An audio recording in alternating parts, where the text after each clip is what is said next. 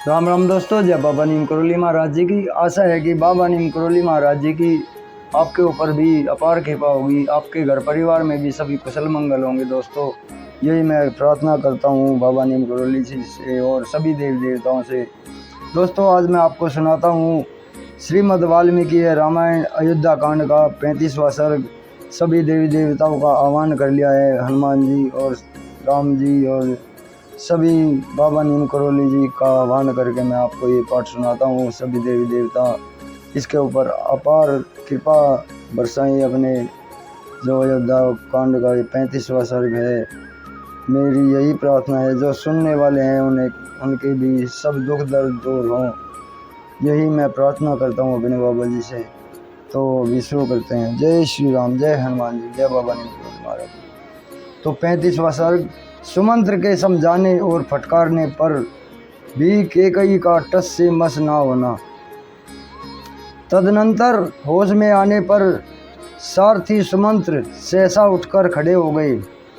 उनके मन में बड़ा संताप हुआ जो अमंगलकारी था। वे क्रोध के मारे कांपने लगे। उनके शरीर और मुख की पहली स्वाभाविक कांति बदल गई। वे क्रोध से आंखें लाल करके दोनों हाथों से सिर पीटने लगे और बारंबार लंबी सांस खींचकर, हाथ से हाथ मलकर, दांत कटकटाकर राजा दशरथ के मन की वास्तविक अवस्था देखते हुए अपने वचन रूपी तीखे बाणों से केकई के हृदय को कंपित सा करने लगे। अपने अशुभ एवं अनुपम वचन रूपी वज्र से केकई के सारे मर्म स्थानों को विदीर्ण से करते हुए सुमंत्र ने उससे इस प्रकार कहना आरंभ किया। देवी, जब तुमने संपूर्ण चराचर जगत को स्वामी स्वयं अपने पति महाराज दशरथ का ही त्याग कर दिया है, तब इस जगत में कोई ऐसा कुकर्म नहीं है जिसे तुम ना कर सको।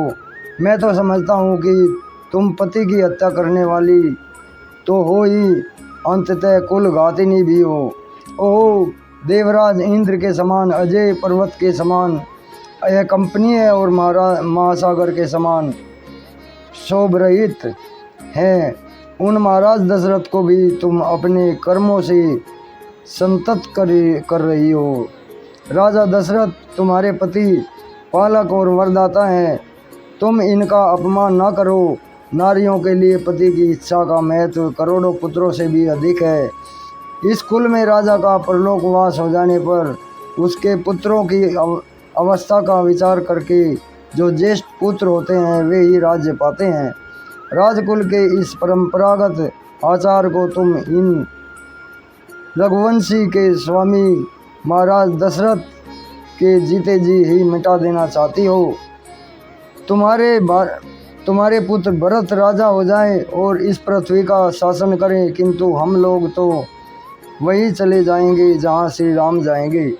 तुम्हारे राज्य में कोई भी ब्राह्मण निवास नहीं करेगा। यदि तुम आज वैसा मर्यादाहीन कर्म करोगी तो निश्चय ही हम सब लोग उसी मार्ग पर चले जाएंगे जिसका श्री राम जी सेवन करने वाले हैं। संपूर्ण बंधु बांधव और सदाचारी ब्राह्मण भी तुम्हारा त्याग कर देंगे। देवी, फिर इस राज्य को पाकर तुम्हें क्या आनंद मिलेगा। ओह, तुम ऐसा मर्यादाहीन कर्म करना चाहती हो। मुझे तो यह देखकर आश्चर्य सा हो रहा है कि तुम्हारे इतने बड़े अत्याचार करने पर भी पृथ्वी तुरंत फट क्यों नहीं जाती, अथवा बड़े बड़े ब्रह्म ऋषियों के धिक्कारपूर्ण वाग्दंड शाप दे, जो देखने में भयंकर और जलाकर भस्म कर देने वाले होते हैं, श्री राम को घर से निकालने के लिए तैयार खड़ी हुई तुम जैसी पाषाण हृदय का सर्वनाश क्यों नहीं कर डालते हैं। भला आम को कुल्हाड़ी से काटकर उसकी जगह नीम का वृक्ष कौन लगाएगा, जो आम की जगह नीम को ही दूध से सींचता है। उसके लिए भी यह नीम मीठा फल देने वाला नहीं हो सकता। अतः वरदान के बहाने श्री राम को वनवास देकर केकई के चित्त को संतुष्ट करना राजा के लिए कभी सुखद परिणाम का जनक नहीं हो सकता। केकई, मैं समझता हूँ कि तुम्हारी माता का अपने कुल के अनुरूप जैसा स्वभाव था वैसा ही तुम्हारा भी है। लोक में कही जाने वाली यह कहावत सत्य ही है कि नीम से मधु नहीं टपकता। तुम्हारी माता के दुराग्रह की बात भी हम जानते हैं, इसके विषय में पहले से सुना गया है। वह बताया जाता है कि एक समय किसी वर देने वाले साधु ने तुम्हारे पिता को अत्यंत उत्तम वर दिया था। उस वर के प्रभाव से कैकेयी नरेश समस्त प्राणियों की बोली समझने लगे।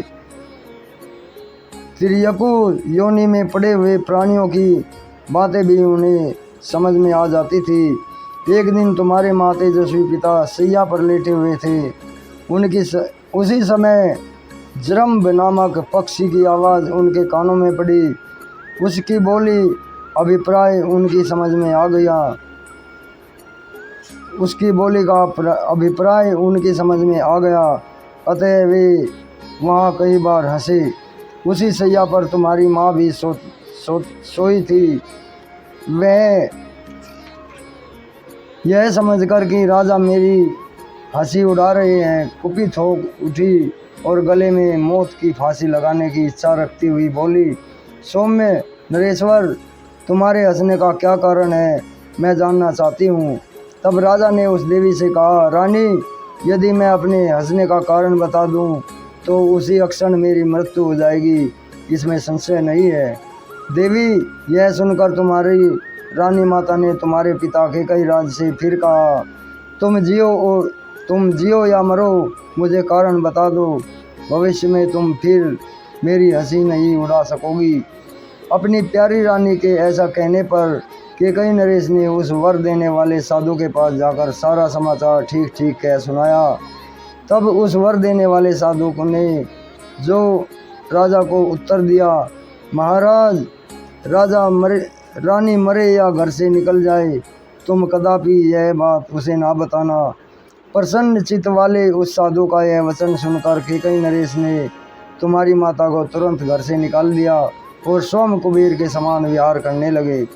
तुम भी इसी तरह दुर्जनों के मार्ग पर स्थित होकर पाप पर ही दृष्टि रखकर मोहवश राजा से यह अनुचित आग्रह कर रही हो। आज मुझे यह लोकाकित 16 आने सच मालूम होती है कि पुत्र पिता के समान होते हैं और कन्या माता के समान होती है। तुम ऐसी ना बनो, इस लोकोक्ति को अपने जीवन में चरितार्थ ना करो। राजा ने जो कुछ कहा है उसे स्वीकार करो। श्री राम जी का राज्याभिषेक होने दो। अपने पति की इच्छा का अनुसरण करके इस जन समुदाय को यहाँ शरण देने वाली बनो। पापपूर्ण विचार रखने वाली लोगों के बहकावे में आकर तुम देवराज इंद्र के समान तुल्य तेजस्विनी अपने लोक प्रतिपालक स्वामी को अनुचित कर्म में ना लगाओ। देवी, कमल नयन श्री राम राजा दशरथ पाप से दूर रहते हैं, वे अपनी प्रतिज्ञा झूठी नहीं करेंगे। श्री रामचंद्र जी अपने भाइयों में ज्येष्ठ, उदार, कर्मठ, स्वधर्म के पालक और जीव जगत के रक्षक हैं और बलवान भी हैं। इनका इस राज्य पर अभिषेक होने दो।